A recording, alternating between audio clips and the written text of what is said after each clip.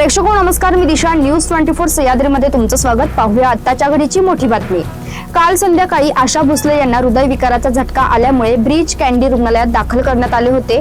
त्यांच्यावर उपचार सुरू होते, मात्र ऑर्गेन फेल झाल्यामुळे त्यांचे निधन झाले आहे. 11 वाजल्यापासून लोअर परळला त्यांच्या निवासस्थानी पार्थिव दर्शनासाठी ठेवलं जाणार आहे.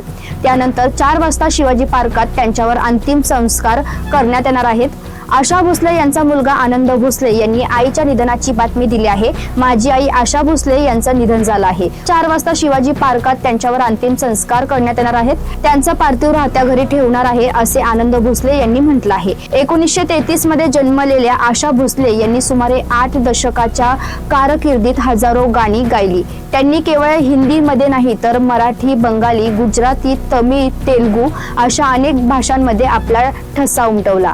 दम मारो दम, रमैया वस्तावया, ए मेरे हमसफर, ये मेरे वतन के लोगो, क्या करे यासारख्या अनेक सुपरहिट गाण्यांनी त्यांनी अनेक पिढ्यांच्या मनात स्थान मिळवलं होतं. आशा भोसले यांना आशाताई म्हणून ओळखलं जायचं. त्यांच्या खास आवाजातील ऊर्जा, विविधता आणि भावपूर्ण गायिकेमुळे त्यांना नाईटगेल ऑफ इंडिया आणि क्वीन ऑफ इंडी पॉप अशा उपाधी मिळाल्या होत्या. या बातमीसोबत आपण इथेच थांबतोय, मात्र तुम्ही पाहत राहा न्यूज 24 सह्याद्री.